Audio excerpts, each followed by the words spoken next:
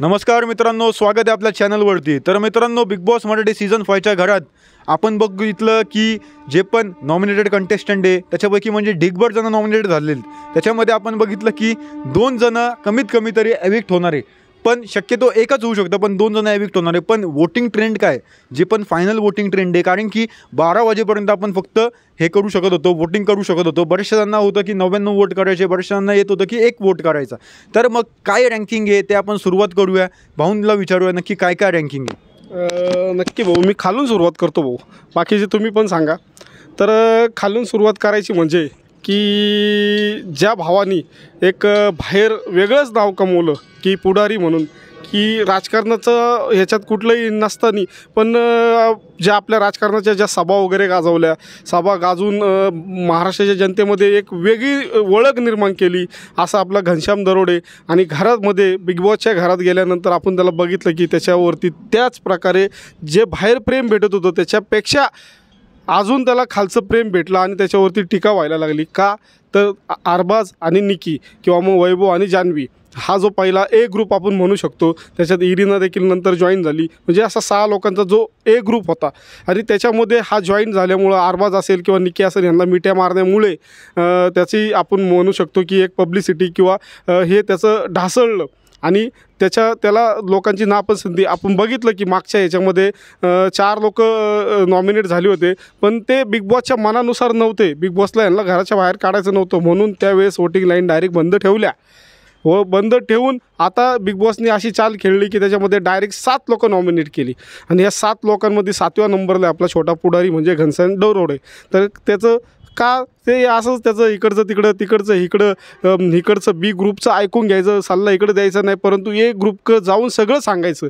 याच्यामुळं हे महाराष्ट्राच्या जनतेला कुठंतरी खटकलं आणि ह्याला महाराष्ट्राच्या जनतेने नापसंती दिली आणि त्याला 7व्या नंबरला टाकले.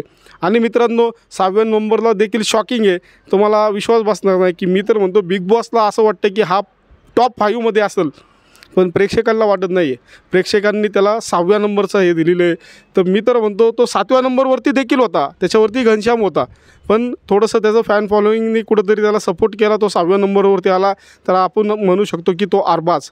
का तर अरबाज आणि निकी हे आपण घरात बघतो आहे लव ट्रायंगल, त्यांचा वावर वगैरे आहे, एकमेकांना मिठ्या मारणे किंवा उचलून घेणे वगैरे काही गोष्टी अनपेक्षितपणे जे महाराष्ट्राच्या जनतेला बघायचं नाही ते तिथं दाखवतात आहेत.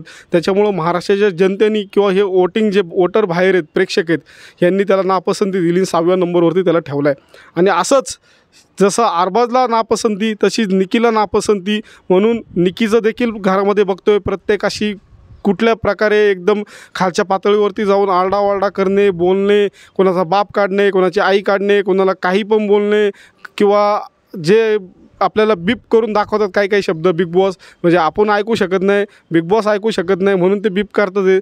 हे देखील महाराष्ट्र जनतेला ऐकायचं नाही, बघायचं नाही, म्हणून ही 5व्या नंबरला ट्रेंड करते ती निकी. आणि तिला इतका ओव्हर कॉन्फिडन्स आहे की तिथं एकदा ती घरामध्ये अभिजित सावंतांना बोलली होती की माझ्या लेवलचे इथं कोणीच नाही आहे, माझ्या लेवलचे नाही कोणी. तिची ते एक भाषा बोलायची वगैरे ट्युनिंग ती असेल, जान्हवी असेल, आपल्याला माहिती त्यांची ती भाषा वेगळीच आहे.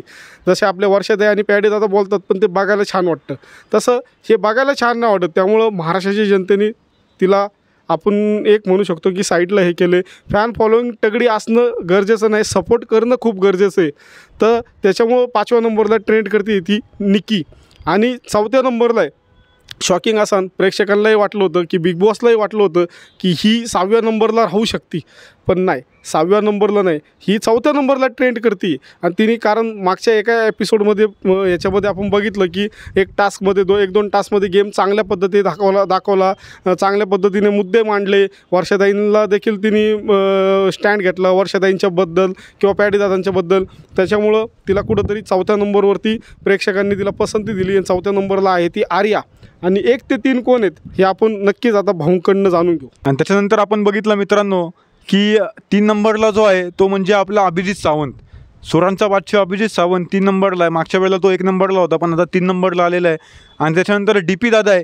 DP दादा 2 नंबरला आहे. बरेचसे जण म्हणत असतील की बाबा त्यांचा गेम नाही दिसत आहे, पण तो माणूस 1 नंबर आहे. बाहेरचे याचे फॉन फॉलोईंग जे पण वोटिंग करणारे आहेत ते लई आहेत, त्याच्यामुळे ते 2 नंबरला. 1 नंबरला आपला सूरज भाऊ चव्हाण, सगळ्यांचा लाडका, जो आता कॅप्टन पण झालेला आहे. आम्ही त्याच्यावरती एक व्हिडिओ पण आणलेला आहे, तर तो आहे 1 नंबरला. आणि दरवेळेला तो नॉमिनेट झाला की तो 1 नंबरला असणार आहे. तर मित्रांनो, हा होता आपला वोटिंग ट्रेंड. तुम्हाला काय वाटते तुम्ही नक्की खाली कमेंट करून सांगा. जय हिंद, जय महाराष्ट्र.